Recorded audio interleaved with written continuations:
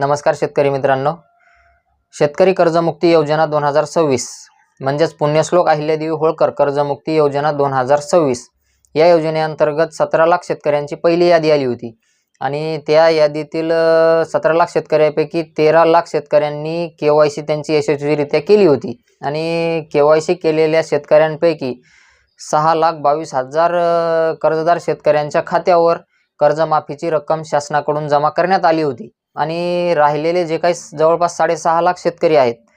त्यांच्या खात्यावर येत्या 2 दिवसामध्ये या कर्जमाफीची रक्कम जमा करण्यात येणार आहे, अशी माहिती आपले सहकार मंत्री बाबासाहेब पाटील आणि कृषी मंत्री दत्तात्रय भरणे यांनी दिली। आणि यांच्या खात्यावर कर्जमाफीची रक्कम जमा झाल्याबरोबर त्यांना आता लगेच नीलचा दाखलाही भेटणार आहे। म्हणजे ज्या शेतकऱ्यांच्या खात्यावर कर्जमाफीची रक्कम जमा झालेली होती अशा शेतकऱ्यांना आता बेबाकी प्रमाणपत्र म्हणजे नीलचा दाखला बँकेकडून देण्यास सुरुवात झालेली आहे आणि बेबाकी दाखला भेटल्याच्या नंतर लगेच शेतकऱ्यांना नवीन कर्जासाठी अर्ज करता येणार आहे आणि संबंधित एखादी बँक जर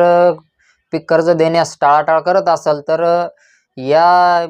बँकेची तक्रार तुम्हाला तुमच्या तहसीलदाराकडे करता येणार आहे, अशी सुविधा त्यांनी उपलब्ध करून दिलेली आहे।